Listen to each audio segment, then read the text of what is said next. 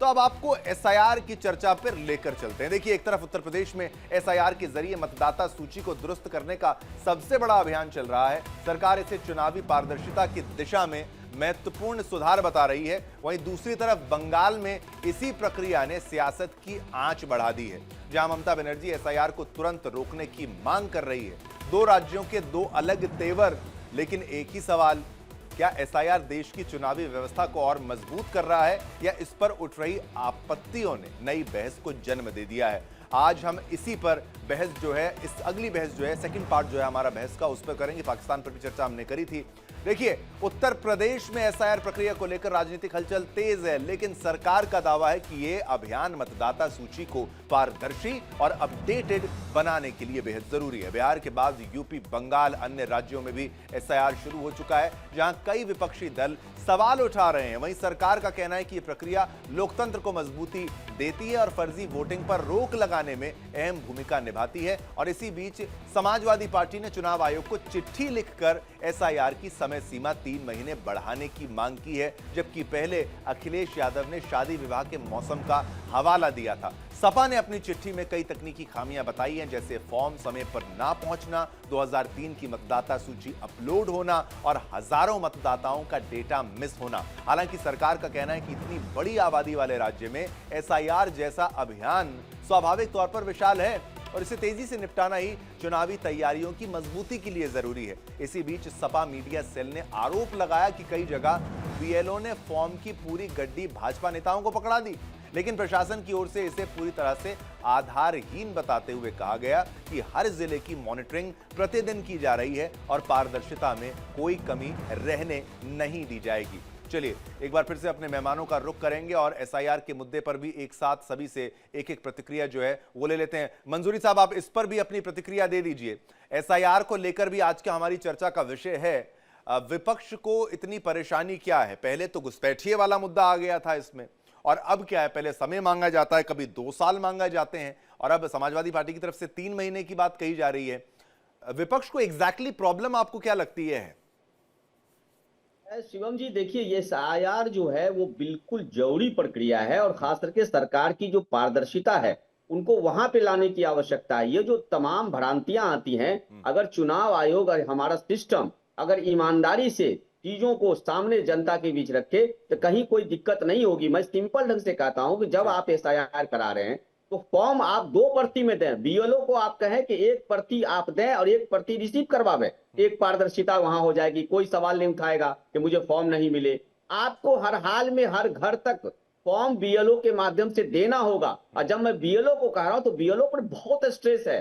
BLO, हर कोई BLO को फटकार रहा है, हर कोई ऊपर लेवल पर बीएलओ को जिम्मेदार ठहरा रहा है। मैं कह रहा हूं कि बीएलओ को सक्षम कीजिए, बीएलओ को मजबूत कीजिए, तकनीकी तौर पे दक्ष कीजिए, उनको स्मार्टफोन दीजिए। आप बीएलओ के स्मार्टफोन पर जबरदस्ती कह रहे हैं कि आप दो और उसको फिर डाउनलोड करो। बीएलओ पर दबाव है और इसीलिए आप देखिएगा कि कई तरह के सवाल आ जाते हैं। और ये जो घुसपैठिया और तमाम तरह के विपक्ष के जो ये सब सवाल है, ये डिरेल करता है। मैं बार बार कहता हूं, जब आप बैंक में, शिवम जी सिंपल बात मैं कह रहा हूं, बैंक में जब आप खाता खोलने जाते हैं, मैनेजर के सामने बैठते हैं, मैनेजर के सामने वैध दस्तावेज देते हैं। वैध दस्तावेज देने के बाद मैनेजर आपके आधार से उसको चेक करता है, फिर वो अपनी प्रक्रिया पूरा करता है और हर जगह आपसे दस्तखत करवाता है। क्या ऐसा मैकेनिज्म हमारे यहाँ ने, जब एक बैंक ऐसा कर सकता है तो क्या चुनाव आयोग के पास इतनी मशीनरी है?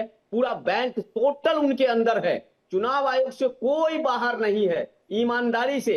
और करते क्या है हमारे अफसर लोग? हमेशा बीएलओ को जो है डांटते हैं, बीएलओ को फटकारते हैं, बीएलओ पर दबाव देते हैं। मैं कहता हूं बीएलओ आदमी है, इंसान है, वो फरिश्ता नहीं है। आप उसको कहते हैं कहां गए थे, क्यों नहीं उसको फॉर्म दिए, ये कहने से काम नहीं चलेगा। आप सुनिश्चित कीजिए, आप फॉर्म 2 पेज में दीजिए। 2 पेज में आप फॉर्म नहीं देते हैं। बिहार में क्या हुआ था, आपने 1 प्रति में दिया था और बीएलओ ने कहा कि बीएलओ, आंगनबाड़ी सेविका और बाकी लोग जिनको जिनको बनाया गया था, उन्होंने कहा कि फला फोन करके आ जाइए। कितने लोगों का फोन बीएलओ के पास है?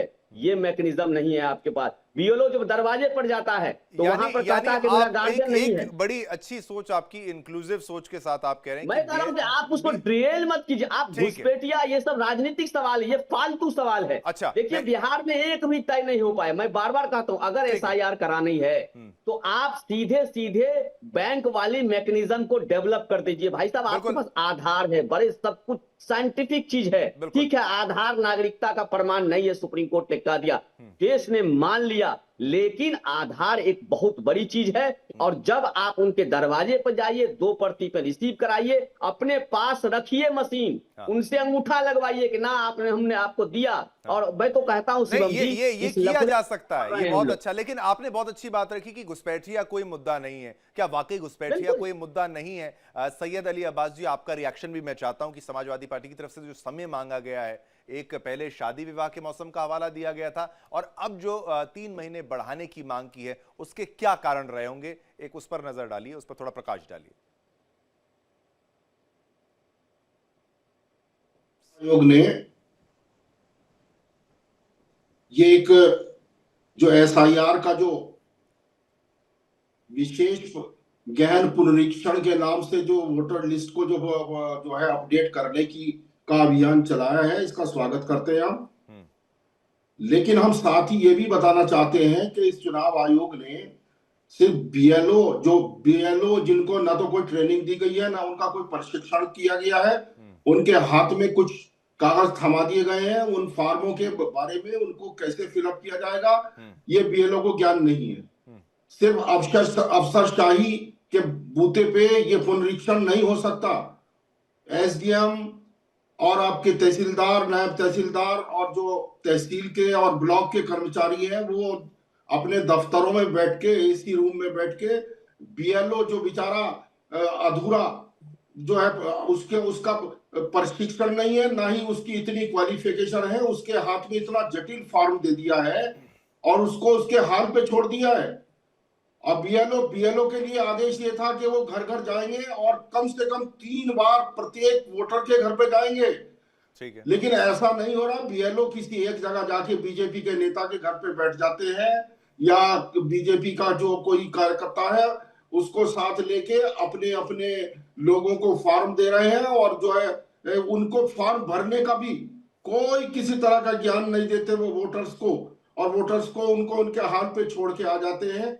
ऐसे अगर ये अभियान चलेगा तो ये 3 साल में भी पूरा नहीं कर पाएंगे। हम तो सिर्फ 3 महीने का टाइम मांग रहे हैं। अगर शादी ब्याह हो रहे हैं, इतने कार्यक्रम है इस 2 महीने के अंदर, अगर इसमें 2 महीने 3 महीने का टाइम मांगा जा रहा है तो इसमें क्या कौन से अधिकार छीन जाएंगे चुनाव आयोग के, बताइए। कोई बुरा नहीं, कोई बुरा नहीं। मैं पर ये दूसरी बात जो आप कह रहे हैं कि भाई इस पे कौन सी अवमानना हो जाएगी शिवम जी, बताइए। ठीक है, मैं तो कुछ नहीं कह रहा, मुझे क्या लेना बिहार तो नहीं है जो बिहार में ये चुनाव था। आप देखिए, नहीं देखिए, आपने जल्दी घोलमाल करा के जो काम कर दिया। यहाँ तो अभी 1.5 साल है चुनाव का। देखिए, अब देखिए, ऐसे तो पश्चिम बंगाल में 2 साल का समय मांगा जा रहा था। समय मांगने के पीछे भी एग्जैक्ट कारण अगर कुछ और हो तो समझ में आता है। बात कर रहा हूँ पश्चिम बंगाल। आप नहीं, शादियां देखिए सर चलेंगी, शादियां होंगी, तमाम चीजें होंगी, कोई त्योहार हो बिल्कुल नहीं। मैं आप अपनी तर्क को रख रहे हैं, बिल्कुल अच्छी बात है, अच्छी बात है, आपको अधिकार है। लेकिन आपने कहा कि बीजेपी वालों के साथ मिलकर ये वाली बात, ये थोड़ा एंगल, ये खेल कोई नहीं, ये फिर कौन सा खेल आप देखिए ना, फिर आपको प्रूफ भी उसको करना पड़ेगा, तो आप ये थोड़ा गलत हो जाता है। फिर ये आप पर भी तो आरोप लगाएंगे। चलिए ठीक है, जवाब ले लेते हैं, आपके इस आरोप का जवाब ले लेते हैं। ये नहीं कि ठीक है, मैं समझ गया आपकी बात। लोग घूम रहे हैं। अरे ठीक है साहब, ठीक है साहब, अपवाद एक अलग चीज है। आप देखिए सैयद जी, आप अपवाद को जनरलाइज नहीं कर सकते, उस पर रिएक्शन तो ले लीजिए। अगर आपने अपने यहाँ पर आरोप लगाया बीजेपी पर, बीजेपी के प्रवक्ता भी हमारे साथ बैठे हैं कि भाई ये आरोप लगा रहे हैं, आपके साथ मिली भगत कह रहे हैं। राम कुमार जी, देखिए ऐसा कुछ नहीं है। और ये मतदाता सूची शुद्धिकरण है, हर पार्टी का दायित्व है। ये कोई बीजेपी सपा कांग्रेस नहीं है। हर सही मतदाता का वहां पे नाम आए और गलत मतदाता का कट जाए। जो भी जिस तरह से है, 2003 में अगर यादी में नाम है तो उसको तो कुछ नहीं करना, अपने 2003 के पिताजी, दादाजी, माताजी का नाम उल्लेख करना है, बाकी अपनी आइडेंटिटी लगानी है। कौन सा कठिन काम है? इनको बहुत कठिन काम लग रहा है। और मैं तो आह्वान करता हूं भाइयों से कि अपने पार्टी कार्यालय में ऑनलाइन सब सबमिशन कराइए ना। कौन कह रहा है कि जरूरी सिर्फ फॉर्म ही है? ऑनलाइन भी सबमिशन हो रहा है, बहुत सारे लोग ऑनलाइन सबमिशन कर रहे हैं। और बिहार में देखिए हुआ, उसके बाद भी चुनाव से 10 दिन पहले तक लोगों को मौका दिया गया था कि अब अपना नाम उसमें डालवा सकते हैं। 3 लाख वोट बिहार में चुनाव के दरमियान 2 दिन या 10 दिन पहले तक आए। तो ये सबका काम है, मतदाता शुद्धिकरण सारी पार्टियों का काम है। ये सिर्फ बीजेपी पर क्यों थोपते हैं? और यूपी में सत्ता में है, सत्ता का काम है, सत्ता अच्छे से करेगी, उसमें आप पॉइंट पकड़िए कि गलत कहां हो रहा है, किसका नाम कट रहा है। जोड़ना तो सीखिए, तोड़ना तो आपने अच्छे से सीखा है, पर जोड़ना सीखिए। उस मतदाता को जोड़ोगे, वो मतदाता आपका होगा, जिसके पीछे आप मेहनत करोगे वो आपका होगा। वो करना कुछ नहीं है, तोड़ते रहना है, लड़ाते रहना है, माइनस पॉइंट ही ढूंढना है। ये कैसे देश के प्रति का आपका हिसाब किताब है? अबे आप, कोई रोक है क्या किसी सपा के आदमी या सपा का कार्यालय में ऑनलाइन फॉर्म नहीं भरवा सकता? अपने लोगों को वो अंदर शामिल नहीं करवा सकता? कांग्रेसी नहीं करवा सकते? ऐसी कोई बात है क्या इसमें? ये देश के हर नागरिक का, हर सामाजिक संगठन का, सबका कार्य है ये, और जरूर सबको मिलकर करना चाहिए। मतदाता शुद्धिकरण किसी एक के काम आने वाला नहीं, सभी के काम आने वाला है। उदाहरण के तौर पे एक छोटी सी बात रखना चाहूंगा। ठीक है। बिहार में 5 करोड़ मतदान हुए, उसमें 2 करोड़ वोट विपक्ष को मिले, तो क्या उसमें महिलाएं नहीं थी? ये कहना चाहेंगे आप? अगर जीतना है बीजेपी को, अगर आप कहते हो कि वो 10,000 पे जीते, तो चुनाव से 24 घंटा पहले यहाँ भी लागू कर देंगे महिला योजना, यहाँ भी वो कर लेंगे। अरे आप अपने लोगों को जोड़िए, जो आपका दिल जीते, आप उनका दिल जीतिए। ठीक है। ये मतलब एक मुद्दा तो ये भी है कि ये सवाल इलेक्शन कमीशन से है या बीजेपी से है। सैयद अली की बात को मैं समझ रहा हूं। सैयद अली जी, आपके पास आता हूं। शिवानंद जी भी थोड़ा सा इंतजार कर रहे हैं, उनको उनसे भी एक प्रश्न जरूरी बनता है। लेकिन सभी के पास अपने पार्टी के कार्यकर्ता हैं, हर कोई अपने साथ जा सकता है। आपको देखिए, सभी को मौका दिया जाता है, चाहे वोटिंग के टाइम पे, चाहे काउंटिंग के टाइम पर। शिवानंद हुल्यालकर जी, आपकी प्रतिक्रिया आप इस पूरे मामले पर, क्या इसको अभी भी उसी दृष्टिकोण से देखा जाएगा, या अब तो दरवाजे खोलिए? अब देखिए, एआईएमआईएम तो जीती ना, वहां पर एसआईआर का मुद्दा ही तो था, लेकिन उन्होंने तो अपनी 5 सीटें रिटेन करी हैं, कांग्रेस ने नहीं करी। अब इस पे इलेक्शन कमीशन क्या करे साहब? लेकिन अब जो चल रहा है आगे, तो सहयोग जरूरी है ना। शिवानंद जी, प्रतिक्रिया। Very very good morning Shivam sir, पूरा पैनलिस्ट को नमस्कार। देखिए, एसआरए करने में कोई हम डरने वाले नहीं हैं, सिर्फ इतने वोट चोर गद्दी चोर हो रहे, और निपक्षपात काम होना चाहिए। देखिए, अभी thank you for the Gyanesh Gupta and Sandhu ji and Joshi ji, Bihar चुनाव जिताया, इसलिए बहुत बहुत बधाई। ऐसे नहीं, प्लीज आप वाइल्ड एलिगेशंस ना लगाएं। शिवानंद जी, आप मुद्दे की बात करिए। सैयद अली साहब ने भी अपने तरीके से, आप फिर वही वोट चोर वाली बात पे आ जाते हैं। ज्ञानेश कुमार, आप ऐसे एलिगेशन कैसे लगा सकते हैं? आप इतना ही दिक्कत है तो आप कोर्ट का रुख करिए ना साहब। डिबेट में आप हर बार एक ही लाइन कहेंगे, वो कहां अच्छा लगेगा? शिवानंद जी, आप बताइए ना, दिक्कत कहां है, वो आप पॉइंट टू पॉइंट रेज करिए। शिवम सर, हाँ शिवम सर, हाँ, देखिए, हमको क्या करना है, हमको डॉक्टर बाबा साहब अम्बेडकर संविधान तो दिया है, हमको क्या बोलना है, क्या करना है, क्या खाना है, क्या पीना है।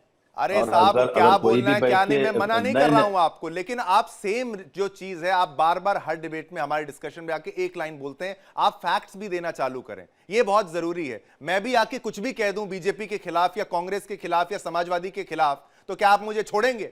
आप मुझे पकड़ेंगे ना?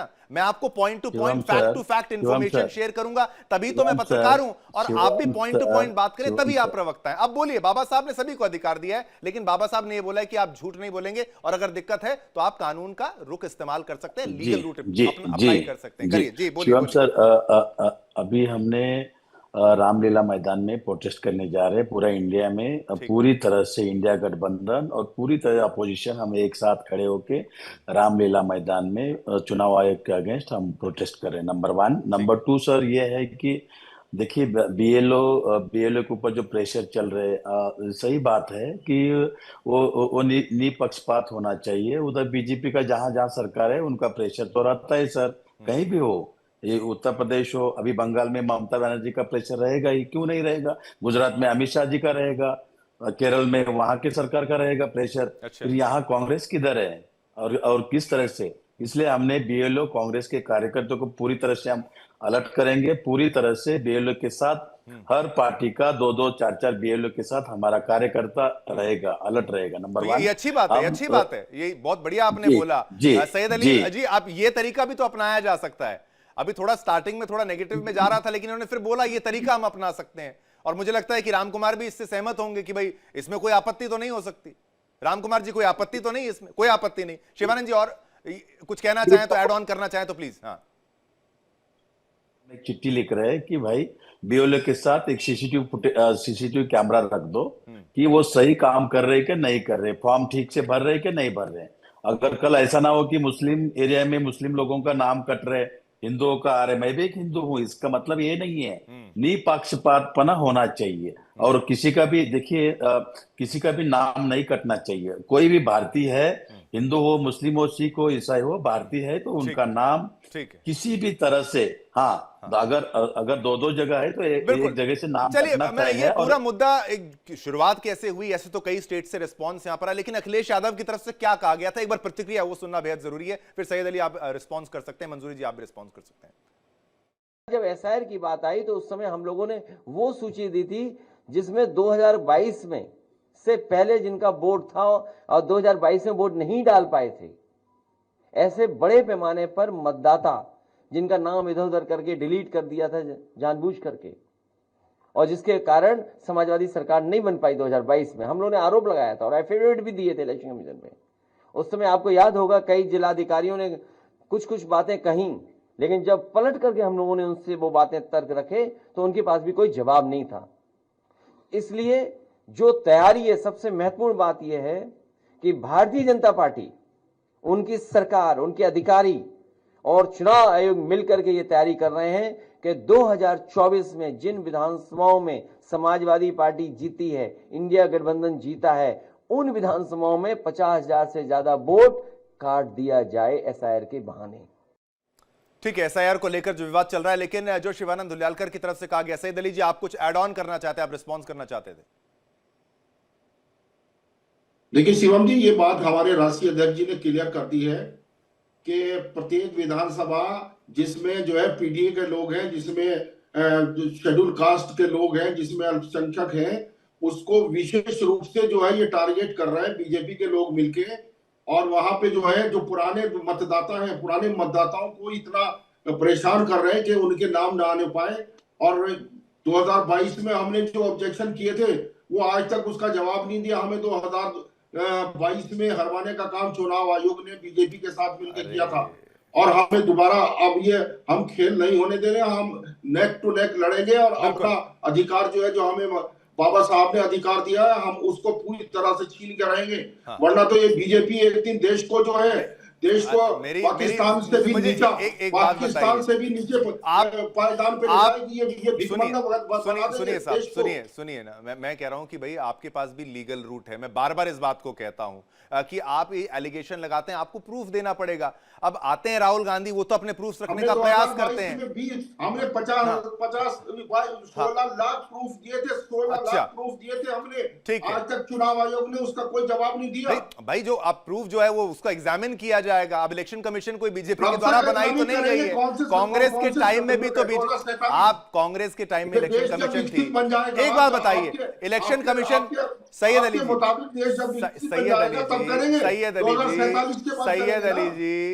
अली जी, चुनाव आयोग पहले भी था। नहीं, चुनाव आयोग तो पहले भी था। आपकी पार्टी भी तो जीती है, तो यही चुनाव आयोग था ना। नहीं, अरे आप मेरी बात सुनिए।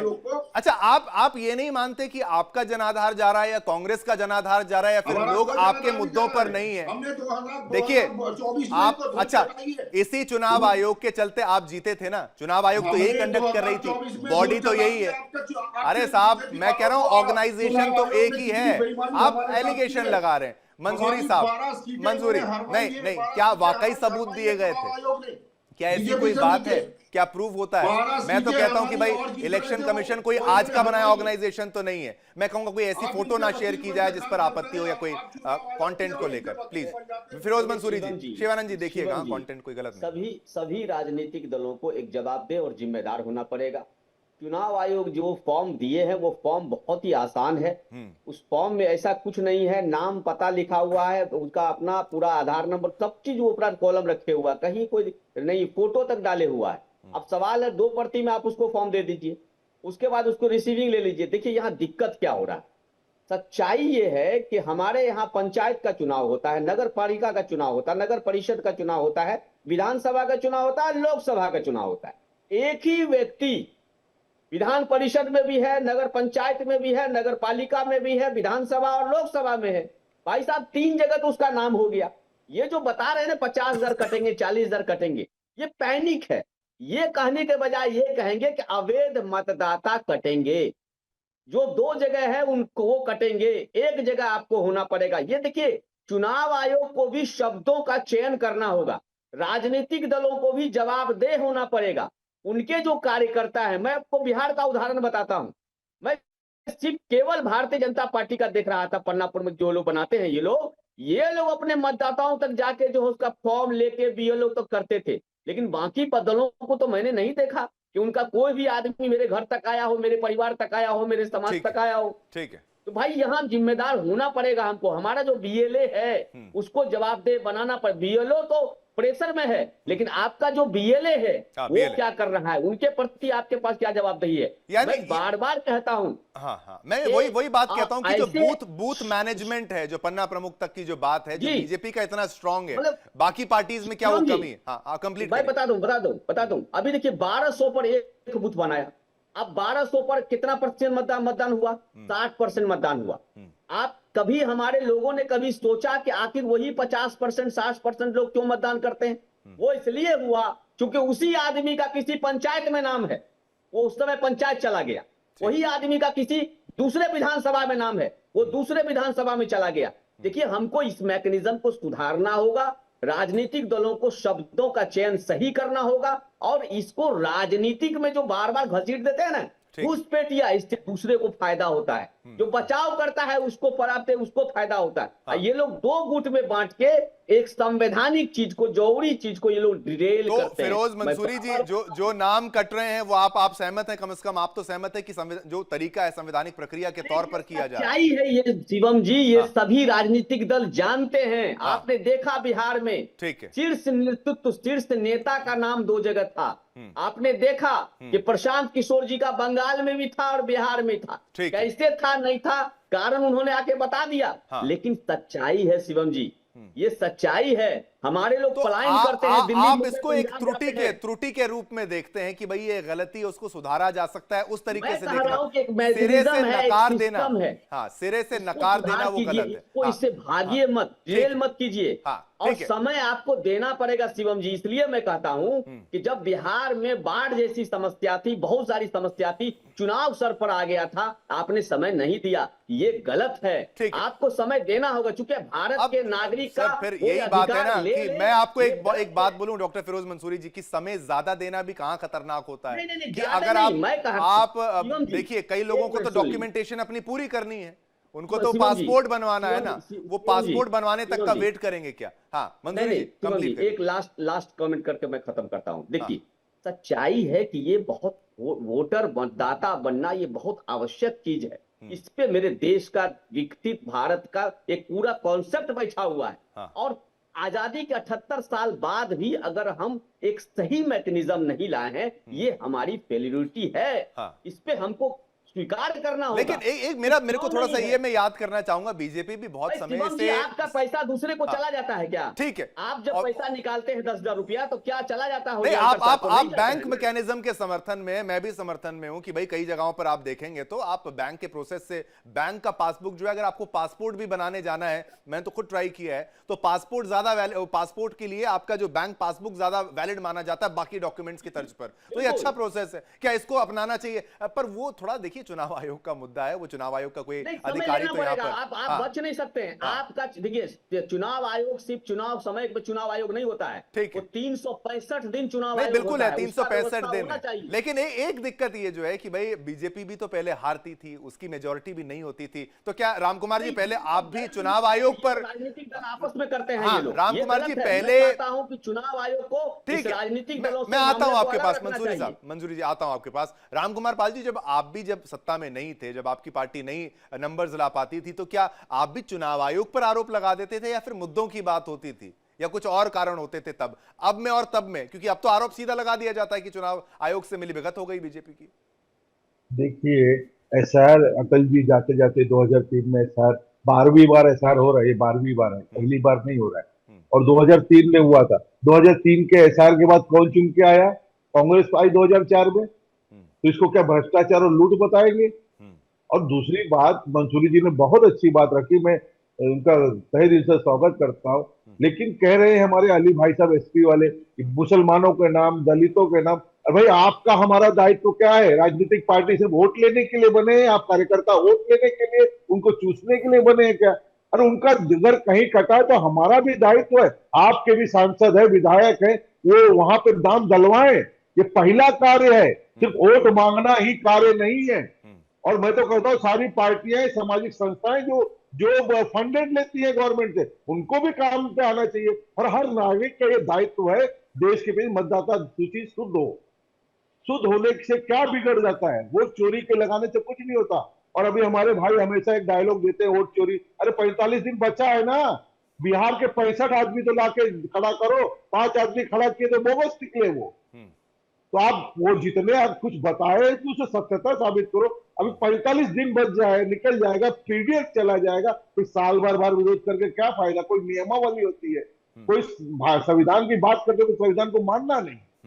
संविधान में नियम बना, नियम से आप काम करिए ना। ठीक है, ठीक है, ठीक है। हुलियालकर जी कोई जवाब आप देना चाहे तो इनका जवाब आप दे सकते हैं। वो कह रहे हैं महज आरोप नहीं, प्रक्रिया का पालन। क्या प्रक्रिया का पालन भी किया जा रहा है? बड़ी सार्थक चर्चा आज हो रही है। कईयों ने बताया कि ये किया जा सकता है, इसको नोट करके मैं तो कहूंगा बाकायदा क्लिप्स हम इसको डालेंगे, अपलोड करेंगे, ताकि लोग भी समझे कि ये भी एक ऑप्शन हो सकता है। आप भी कह रहे हैं कि हमारे कार्यकर्ता जाएं।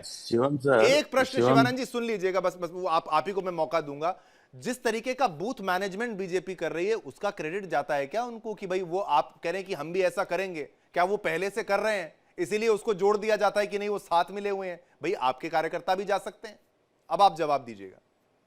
शिवम सर, देखिए दिक्कत किधर आ रहा है मैं थोड़ा क्लियर करता हूँ सर। देखो, ये डॉक्टर बाबा साहब अम्बेडकर संविधान है, ये सबको लागू है और इसका रिस्पेक्ट होना जरूरी है, नंबर 1। नंबर 2 सर, क्या हो गया है 2023 में इन्होंने चुनाव आयोग के जो फैसला है, आदरणीय देश के प्रधानमंत्री नरेंद्र मोदी जी, अमित शाह जी और पूरा जो एनडीए सरकार ने क्या किया, चुनाव आयोग के अगेंस्ट कुछ भी किसी ने एक्शन नहीं ले सकते, वो कुछ भी कर सकते हैं, ऐसा उन्होंने, उधर हमको दिक्कत आ रहा है अपोजिशन को, नंबर 1। नंबर 2 सर, ये मेरा कहना ये है, अभी हमारा रामलीला मैदान में जो प्रोटेस्ट करे उसमें हम सीजीआई जो भी होंगे वो उधर आना चाहिए, अमित शाह को हटाना चाहिए, देश के प्रधानमंत्री नरेंद्र मोदी जी मेरे भी प्राइम मिनिस्टर है वो रहना चाहिए, और एलओपी राहुल गांधी जी, ये तीनों मिलके अगर हो गया तो निष्पक्षपात चुनाव हो सकता है, नंबर 1।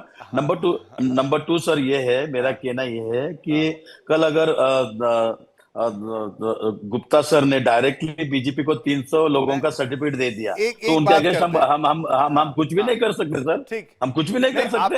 अगर कल आप अगर अपनी बात को प्रूफ करें आप सब कुछ कर सकते हैं, लेकिन अभी आप जो कह रहे हैं कि भाई एक नरेंद्र मोदी जी मेरे भी प्रधानमंत्री हैं तो वो अच्छे हैं, इनको रहना चाहिए, एलओपी राहुल गांधी को रहना चाहिए, अमित शाह को हटा देना चाहिए, तो फिर ये तर्क ही तो होते हैं कि भाई आप कुछ भी कह देते हैं। चीफ जस्टिस नहीं सर, लॉ आज भी पेंडिंग है सुप्रीम कोर्ट में, उधर सीजीआई जो भी होंगे। अरे देखिए, आप चुनाव ऐसे कर रहे हैं, आज आप चर्चा अलग जरूर कर रहे हैं, लेकिन आप कुछ पॉइंट तो उसमें रखिए कि आपको एग्जैक्टली दिक्कत क्या है। आप बार बार ये नहीं समझा पा रहे, आप बार बार कह रहे हैं इसको हटा दो, इसको रख दो, नहीं ना अपोजिशन को, मैं कह रहा हूं जस्टिस अपोजिशन को। अच्छा, एसआईआर का मुद्दा सुप्रीम कोर्ट में गया ना, सुप्रीम कोर्ट में आपको अधिकार है, बाकी स्टेट्स के भी जो है वो भी कोर्ट में गए, वक्फ का मुद्दा भी कोर्ट में गया, और कोर्ट जरूरी नहीं है कि बीजेपी के हक में फैसला सुनाता है, ये आपने भी देखा। आप भी जो कहते हैं देश संविधान से चलता है, देश संविधान से ही चलता है।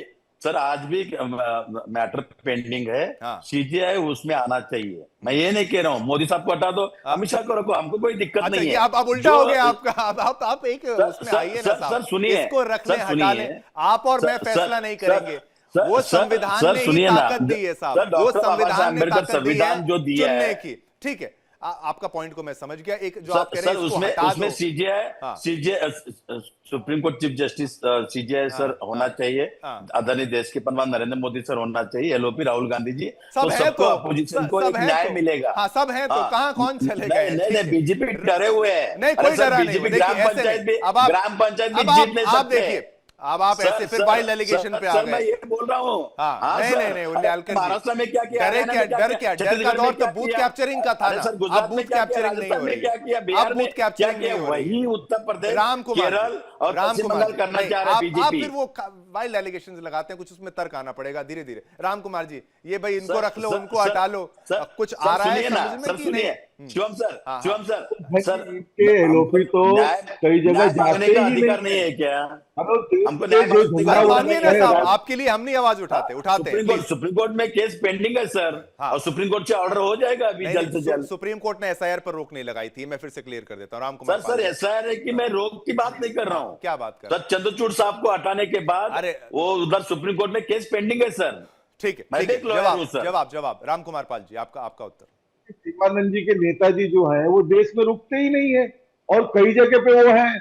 अभी झंडा अरे वंदन के अरे दिन अरे, लाल अरे किले भैया, पे जाकर आदरणीय की देश बात के प्रधान एक-एक नरेंद्र मोदी जी 10 लाख की सूट डाल के पाकिस्तान जाके बिरयानी खाते हैं। 2019 में वोट चोरी करके सीट पे बैठे हैं, उसके बाद पाकिस्तान के पंतप्रधान को अपना के शपथ को बिठाते हैं। मुद्दे पर कौन क्या खाता है, 26 माता भगिनी के नाम पे आप राजनीति कर रहे हो, खराब हो जाती है, बिहार में डिबेट खराब राजनीति नहीं कर रहे हो। आज और मुद्दे सरकार पर को आएंगे। पैसा आप लोगों ने राम 10-10 कुमार माता जी। भगिनी को दिया। अरे थोड़ी बीजेपी का पैसा था, रिस्पॉन्स अंतिम तो आने समय दीजिए, पैसा था। राम कुमार जी का रिस्पॉन्स तो आने दीजिए। असेंबली में जाने का काम होता है, उस दिन इनके नेता लाइन सफारी में घूम रहे हैं, उनके नेता हरियाणा की प्रेस कॉन्फ्रेंस कर रहे हैं। ऐसा कैसे चलेगा? आप चलिए, आज हमारा एसआर पे पूरे भारतवासियों से, नागरिकों से अपील करते हैं कि अपने नाम को सही मतदाता सूची में आप डालिए, या हमारे आज मीडिया के माध्यम से वही बात आ जाती है। हाँ, माध्यम से अपील करना चाहेंगे कि अपना सही नागरिकता साबित करें। और वहां पर देखिए कलकत्ता में क्या हो गया है, सब आधार कार्ड वाले भाग रहे हैं, सब आधार कार्ड वाले भाग रहे हैं। क्यों भाग रहे हैं? हाँ। क्यों भाग रहे हैं? वो ममता जी ने खेला कर दिया, ममता जी ने कह दिया कि एनसीआर है, ये एसआर को एनसीआर कर दिया। अब लोग भाग रहे हैं। बॉर्डर पे क्या है देखिए, हर मीडिया दिखा रही है। वो हमारे कांग्रेसी भाइयों को नहीं समझ में आता है। ठीक है, अखिलेश जी ने बात रखी है टाइम बढ़ाने की, टाइम है ना, कहाँ 2027 में चुनाव है, बहुत टाइम है, मिलेगा। लेकिन आप अपना दायित्व तो निभाइए, अपने मतदाताओं को उसमें शामिल करवाइए। Who are you? ठीक है। I am questioning, asking the चुनाव आयोग, आप क्यों आंसर दे रहे हो? Who are you? अरे आपको क्या आप अधिकार जोड़ है? तो रहे थे। बीजेपी को क्यों मिर्ची लगता है? हमने चुनाव आयोग को क्वेश्चन पूछा तो बीजेपी आंसर दे रहे। शिवम वल्यालकर जी, आपको आपने दिक्कत है। अच्छा, इसलिए सुप्रीम कोर्ट जस्टिस आप चाहिए फिर उधर। आप ये खेल खेल रहे हैं। शिवानंद जी, आपने पीएम मोदी का नाम लिया ना अभी, वो कौन सी पार्टी के हैं? बीजेपी के हैं ना? आपने फिर चीफ जस्टिस की बात मेरे की। भी प्राइम मिनिस्टर है। अरे नहीं नहीं तो नहीं ठीक है ना, नहीं, अच्छी बात है। डॉक्टर बाबा साहब अम्बेडकर संविधान अच्छा, में क्या है? शिवानंद जी, एलओपी राहुल गांधी जी सिर्फ क्या कांग्रेस का एलओपी नहीं है, अच्छा, पूरा शिवानंद जी, देश का एलओपी है। शिवानंद जी, चुनाव संविधान अरे के सुनना भी है क्या? मेरी बात तो सुनेंगे, एंकर जी को हमने सुनेंगे। चुनाव आयोग को क्वेश्चन पूछे, शिवानंद बीजेपी जी, लगता है। आपने एक बड़ी अच्छी बात करी। एक मिनट राम जी, शिवानंद जी ने बड़ी अच्छी बात कही है। वो कह रहे हैं कि प्रधानमंत्री मेरे भी प्रधानमंत्री हैं, है ना? आपके जो एलओपी साहब राहुल गांधी, वो भी चुनाव जीत के आए हैं, आप ये देखिए ना, है ना? वो सब वो लीडर है ना हमारे। पूरा देश का एलओपी है, हाँ, कांग्रेस का नहीं है। पूरा देश का एलओपी है राहुल गांधी। मैं कहता हूं ना, मानता हूं इस बात को। और कहां से चुन के आए हैं? कहां किससे? देखिए, चुनाव में जीत के आए ना। अच्छा, आया शिवानंद जी, आपने अब बात तो सुनिए ना। चुनाव जीत के आए ना साहब। वो चुनाव किसने किया? इलेक्शन कमीशन ने। और इसी पर अब आप सवाल उठाने बैठ जाते हैं। मैं वही तो समझा रहा हूं कि भाई, जब आपके प्रधानमंत्री, हमारे प्रधानमंत्री, सबके प्रधानमंत्री इलेक्शन कमीशन से आ रहे हैं, तो अब ये बंद करिए। मंसूरी साहब यही तो कह रहे हैं, आगे बढ़े, मुद्दों पर बात करें। आप समझे नहीं समझे मेरी बात है, फिर समझाऊं मैं आपको। हाँ, 30 सेकंड बात करने दीजिए। आप वोट चोर करते रहते हैं, लेकिन फिर क्या वोट चोरी करके राहुल गांधी आए हैं क्या? सर सुनिए, सर आदरणीय जननायक राहुल गांधी जी ने चुनाव आयोग को क्वेश्चन पूछने के बाद 272 जो आईएएस, चीफ जस्टिस, जो भी रिटायर्ड जितना फौजी, ये सब राहुल गांधी को क्वेश्चन किया। हाँ, चलो, मैं बहुत सम्मानित लोगों से बात करता हूँ। मणिपुर जल रहा था उस टाइम, ये लोग नहीं पूछा। 26 माता भगिनी को सिंदूर उजाड़ा गया, वो नहीं पूछा। अच्छा। युवा युवती को, छात्र को पीटते पुलिस, उस टाइम एक नहीं बात पूछते। मैं ना महंगाई मणिपुर का चरम मुद्दा पर थोड़ा ये नहीं सा, पूछते। मैं मणिपुर का मुद्दा, किसान हाँ, दिल्ली आने के लिए ठीक। रोकते हैं, अच्छा। लेकिन आप बोल लीजिए। आरडीएक्स लाल किले में आरडीएक्स बम ब्लास्ट होते, ये नहीं पूछते। 272 ठीक ये है। लाभार्थी है बीजेपी आरएसएस के। अच्छा, 272 लाभार्थी है बीजेपी के। ठीक है, इनका चलिए। अगर नहीं, इंडिया आपका पॉइंट ले सरकार लिया। आने के बाद आपका पॉइंट ले सीबीआई, लिया। इनकम टैक्स, इनको नोटिस भेजूंगा, आपका पॉइंट चाय ले पानी लिया। के लिए बुलाऊंगा अच्छा। सर 272 को, साहब, ये सुनेंगे। लाभार्थी को। जब शिवानंद सुप्रीम जी, कोर्ट के आप फिर डिबेट कहीं मान ले गेट ऑफ जाते हैं। इंडिया के सामने प्रोटेस्ट कर रहे थे, ये नहीं दिख रहा है। शिवानंद जी, आपने कहा पहलगाम वाली बात, आपने जो बात की ऑपरेशन सिंदूर में जवाब दे दिया गया है उस हमले का।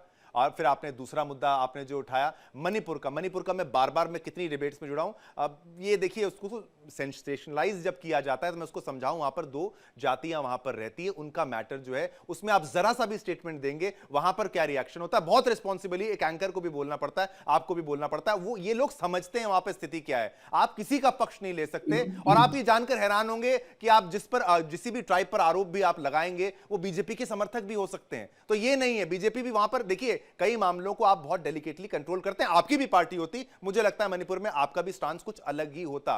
तो अब आते हैं दिल्ली ब्लास्ट की बात करते हैं। आप सोचिए 2900 किलो 3000 किलो विस्फोटक बरामद हुआ है साहब, एक ब्लास्ट हुआ है। मैं कहता हूं बहुत गलत हुआ है, लेकिन और कितने धमाके थे आप अंदाजा नहीं लगा सकते। उलियालकर जी, कितना कुछ होना था, कितने हिंदुओं को मारना था, मंदिरों को मारना था, और मुसलमान भी मरने थे, यह मुद्दा था। लेकिन फिरोज मंसूरी जी, समय खत्म हो जाएगा, आप कुछ रिस्पॉन्ड करना चाहते थे जो उलियालकर जी की तरफ से कहा जा रहा था, प्लीज। ठीक है, शिवम जी, मैं रिस्पॉन्ड ये कर रहा था कि इस देश में केवल एक जननायक है, उनका नाम कर्पूरी ठाकुर है, भारत रत्न कर्पूरी ठाकुर, मेरे पीछे लगा हुआ है। तो कृपया पहले तो वहां पर थोड़ा सा हम लोग को संयम बरतना होगा। दूसरी बात ये मैं कह रहा था कि 2011 के बाद जनगणना नहीं हुई है, तो बार बार चुनाव आयोग को चाहिए, इस तरह की जो एसआईआर का प्रॉब्लम आ रहा है उसको जनगणना विभाग से भी थोड़ा सा हेल्प लेना चाहिए। और ना सिर्फ चुनाव से पूर्व एसआईआर की बात हो, बल्कि चुनाव के बाद एसआईआर की प्रक्रिया तेज की जाए। क्योंकि चुनाव से पूर्व क्या होता है, राजनीतिक दलों को लगता है मेरा वोट घट जाएगा, मेरा बढ़ जाएगा, या मेरा छट जाएगा। लेकिन अगर चुनाव के बाद एसआईआर की प्रक्रिया को अगर आप तेजी से ले जाते हैं तो निश्चित तौर पे उतना राजनीतिकरण नहीं होगा। पर मंसूरी जी, इस बात में मैं सहमत नहीं। चुनाव के बाद एसआईआर करके आप क्या करेंगे? आप नहीं करना चाहिए ना, क्योंकि फिर नहीं, मैं इसलिए कह रहा हूं शिवम जी, वो आप कुछ और सेंसस करा लीजिए ना, लेकिन आप एसआईआर चुनाव के बाद कैसे करेंगे? समय इतना ही था, लेकिन सारे पॉइंट्स, आपके जितने अच्छे पॉइंट्स हैं सभी के पॉइंट्स मैंने लिया। देश संविधान से ही चलता है। भारत माता की जय। सभी का बहुत बहुत धन्यवाद। राम कुमार पाल जी हमारे साथ थे, सैयद जी, उलियालकर जी, मंसूरी जी, सभी का बहुत बहुत शुक्रिया मैं करना चाहूंगा।